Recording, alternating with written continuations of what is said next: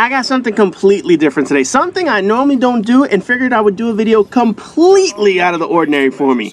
A guide on how to get a tricky trophy in a lesser play video game, Jurassic World Evolution. I know I don't do guides, I don't give a shit about trophies, but in searching for tips on how to get this bronze fucking trophy of all things, almost all the videos that I found were not exactly that helpful. You know, there are some very well-written guides on how to get this trophy, but the short videos were not as detailed as I would like, and then all the detailed videos were far too long for my short-ass attention span.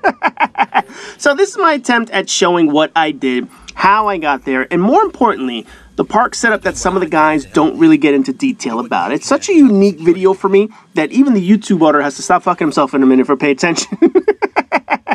So the trophy in question is called Clocked at 32 miles an hour, or getting a 5-star park in challenge mode in 3 game hours or less. Recently, the game rolled out the secrets of Dr. Wu, and I started noticing that I was getting trophies for it. And I was like, oh, let me take a look and see what trophy I got. And I noticed that back when Jurassic World Evolution did an update and they rolled out challenge mode, they rolled out a couple of new trophies. I had no idea. So I saw this trophy and said, you know what? Fuck it, let's go for it. I don't know why it's a fucking bronze trophy, because this shit is much harder than it sounds once you dive into the shit. But essentially, it's really meant for people that know what challenge mode is, know the basics of Jurassic World Evolution park building. So I'm not going to get into the very basics for people that don't know what the fuck I'm talking about. You're going to select the medium difficulty, and then you're going to race your way to the trophy, and I can show you the details of how I got it. I have 5 steps that will ensure you get the trophy with limited time wasted. You're going to need some effort, but at least it's going to be your least amount of time possible that you need to get it. First of all, your parks need to be organized. It doesn't need to be aesthetically perfect. It just needs to be nice and neat. Mainly, you're going to need to build quickly, and you have to juggle a shitload of responsibilities at the same time. And the last thing you want to do is to be sloppy, putting a hotel in the wrong place, creating the wrong size enclosure for a pissed off Indominus. I'll be showing you how my park worked out. Secondly, there are helpful dino stat sheets that you can Google. There are a few really good ones on Reddit that'll show you a dinosaur's requirements to be happy, like social needs and population maximums. That's very important to know, because you need to know which dinos to use and which ones to avoid. Download one of those and pay attention to some of those stats.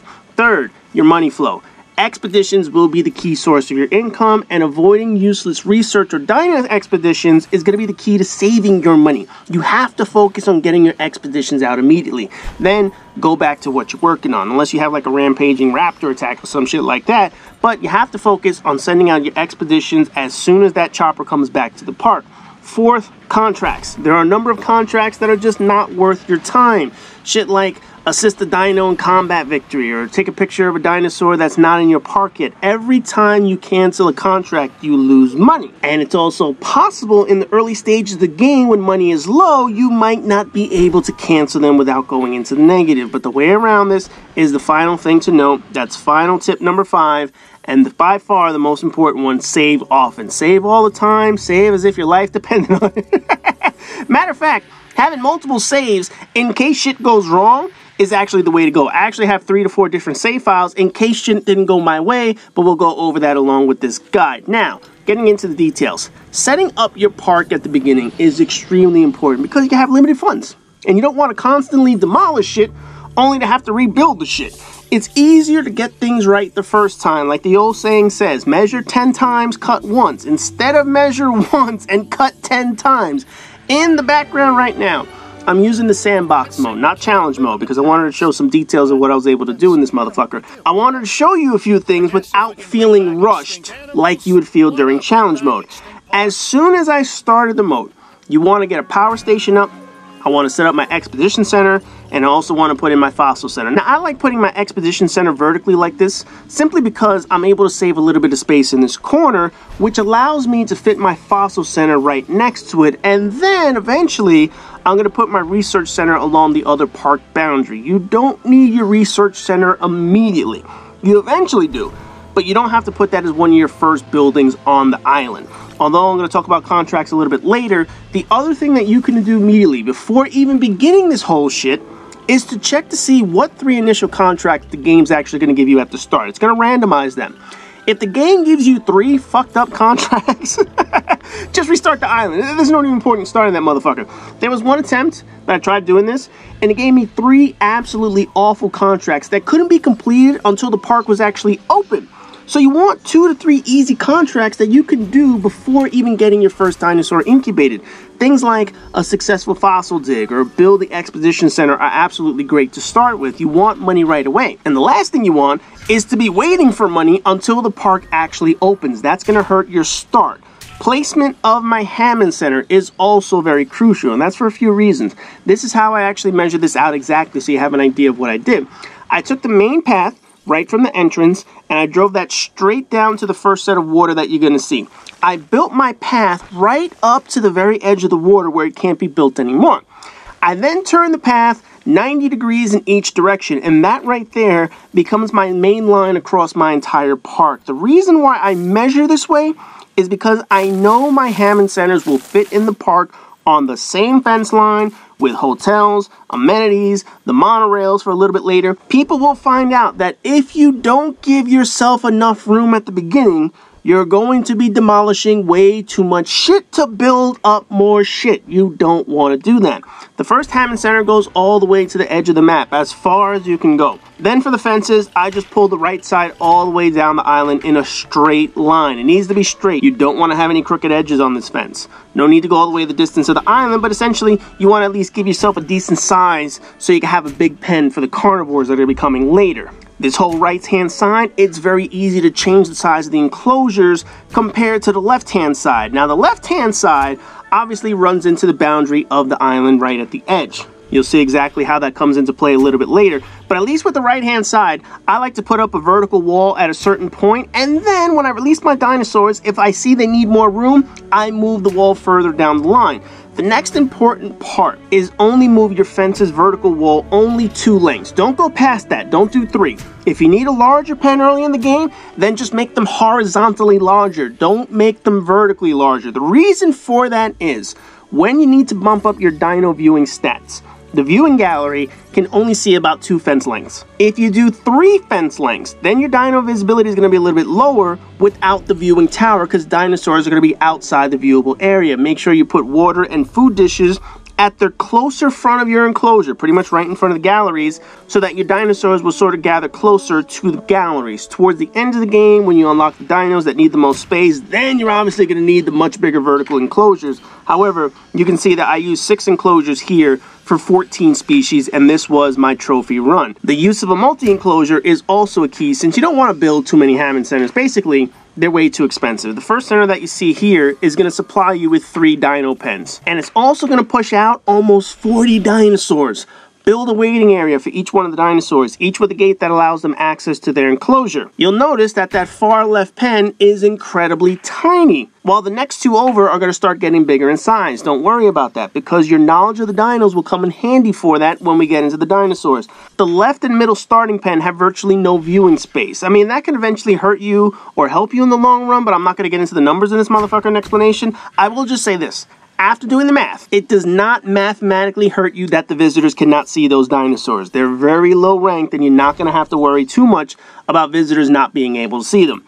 Once you've established your starting area, the rest of the park will be built as needed. Your hotels, your amenities, that'll all be built along the main road that runs the length of your park. Your Hammond Centers will fit perfectly on each gate and walkway since you measured at the very beginning. Those straight lines that I talked about will ensure that your Hammond Centers and your pathways will fit each and every time. Your utilities like power stations, your ranger and ACU centers, they're going to be built along the boundary wall, keeping them out of the way of the shit the guests want to get to. This is how to be organized with your island instead of building off of chaos down the road.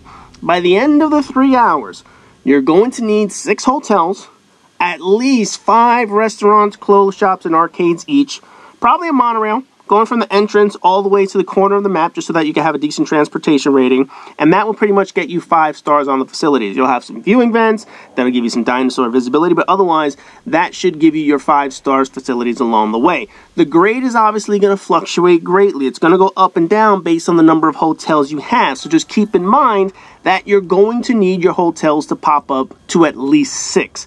In my trophy attempt, at the very end, when I reached 5 stars, I was ramping up on trying to build facilities. I got to the Dino 5-star real easy, but the problem was I didn't pay attention to my 5-star facility rating. At the end, I was spamming hotels, restaurants, monorail stops, and I actually failed one of my runs. I got 5 stars at 3 hours and 3 minutes. So I didn't get the trophy, but what I did was I reloaded a checkpoint about a half an hour earlier, and then I ended up finishing everything in 2 hours and 48 minutes, which was the good goal number that I wanted to reach. Next part is getting 5 stars on the dinosaurs, and this is actually the hardest part because knowing the dino stats is the key to setting up your targets very quickly. If you saw how I structured my pens, then you will see that you have an easy time fitting each one of the dinosaurs that I mentioned inside. The game wants you to have 16 unique dinosaurs. However, I recommend shooting for 17 or 18 because the early dinos have some really low stats compared to the last ones, and essentially they could actually die by the time you incubate some of the later dinosaurs. My method was to find dinosaurs that have decent ratings, low requirements, and unlock early and have their fossils quick to get to. Then in the final 30 minutes, I'm having all the heavy hitters ready to spam the park so that you can make sure you max out your dino rating. The 18 dinosaurs to focus on. In order in which you will need to unlock and add them to your park, start with the Triceratops, Ceratosaurus, Crichtosaurus, Struthiomimus, Edmontonosaurus, Dilophosaurus, Ankylosaurus, Corythosaurus, Baryonyx, either a Hwangosaurus or a Chunkingosaurus, and we're going to talk more about that in a second. Just because I like calling him this, I'm going to call him Chunky. I'm not going to call him by his long-ass name. He sounds good like Chunky. You'll also need your Raptors, your T-Rex, and then the 3 big Sauropods. Diplodocus, Brachiosaurus, Camarasaurus. You're also going to need Indominus Rex, Deinonychus, and either Indoraptor or Giganotosaurus. The rest you can avoid, and some you can avoid like the fucking plague. By the time you unlock things like Spinosaurus or Allosaurus, you're basically scrambling to reach 5 stars and you're not going to need them. Mamenchiosaurus doesn't unlock before you hit 5 stars, so you're just not going to see the motherfucker. Anyway, others are an absolute pain in the ass to upkeep, like Sauropelta, Stegosaurus, Pachys, or Chasmosaurus. Don't even bother with those. Focus on the 18 that I mentioned, and you should be fine. One very key thing to note is that you do not need 100% genome on any dinosaur other than a Raptor or T-Rex. They're both going to need 100% to unlock Indominus and the Indoraptor, but all the others do not need all that genome in order to create a new dinosaurs. Now, some of the big carnivores, like Baryonyx or Ceratosaurus, they can get closer to 100% because you're going to get a higher rating, but the only ones that absolutely need 100 are Raptors and the T-Rex. The starting 4 dinosaurs are obviously going to be a necessity to the game. You can't really advance to the next star without getting all 4 of those in your parks. For your Trikes, you can have 6 total of those. So those should be your goal in your very first enclosure. The Ceratosauruses can have 3, and that should be your goal because those 9 dinosaurs alone will almost get you a 1-star park to be able to unlock more dinosaurs. Struthiomimus and Edmontonosaurus, obviously that'll just add to your species total as well. A key dinosaur to get is going to be the Crichtosaurus because that's actually a research project and can be unlocked almost immediately, and it has one of the highest base ratings for a small herbivore, and it also has one of the lowest pen requirements. Put the maximum she can have in 4 in a pen right away, which if you remember earlier in the video, that pen that I made, that really tiny one off in the corner, that is the perfect location for the Crichtosaurus, and its more well-known cousin, the Ankylosaurus, which can also house 4 dinosaurs. If you put those 8 dinosaurs in that tiny little area, you get a good chunk of points for just a tiny little portion of real estate. You can't beat that. You need those dinosaurs in that particular pen. Corythosaurus also happens to be in the same dig locations as Ankylosaurus, so you might as well add that to your list so you can get another quick species. Also has low space requirements and high social max stats. The final small herbivore will be a choice between Hwangosaurus and Chunky. You're naturally going to get DNA for these two, and it's just a matter of whichever one you're going to unlock first. There is very little difference between the two, from space requirements to ratings, so it's literally just getting the first available genome to 50%. That's it. Those are your 7 small herbivores that will be in just this tiny section of the map. The reason you will be getting their DNA is because you're going to be going after another important dinosaur, Dilophosaurus. This is a crucial small carnivore that you need early in the game because of the spam factor. Although it has a slightly lower rating than a Raptor, the big difference is that you can have 12 of them in the pen at one time. Raptors top out at 6. So basically, it can almost double the points for a Dilophosaurus, and they don't go batshit crazy with the 3 incoming storms that you're going to have to face. As soon as you have the ability to spam these fuckers, throw 12 of them into the Ceratosaurus pen. Just make sure you have like 5 or more feeders and 4 different water sources in the pen, because the Ceratosauruses will bully them and will make their health turn low because they won't eat or drink. Baryonyx should then be your next target, and she comes from research. Once you unlock her, she has 2 dig sites, both in the UK, and you can double up on the expeditions at that point. Get as close to 100% genome on her as possible, because this will be your highest rated dinosaur at this point in the challenge. She has a higher rating than a Metriacanthosaurus, who only has 1 dig site, so this is by far the best option. Higher rating, and you can quickly get her genome up to 100%. Establish a Hammond Center just for her enclosure, because she's also going to have some guests, namely 6 raptors. The most crucial thing to note about raptors is how pissed off they get. During the challenge, you're going to encounter 3 major storms by the time you get to 3 hours.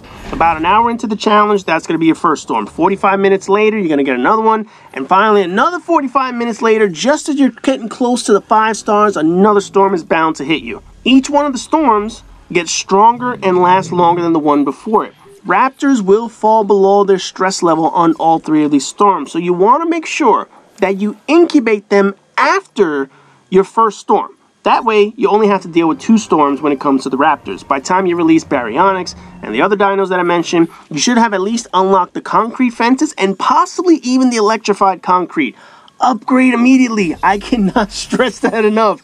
During the storm, they cannot break out of the electrified concrete, but they can break out of the normal concrete one of the 3rd storm. So you want to make sure that you at least have the electrified concrete on their pen.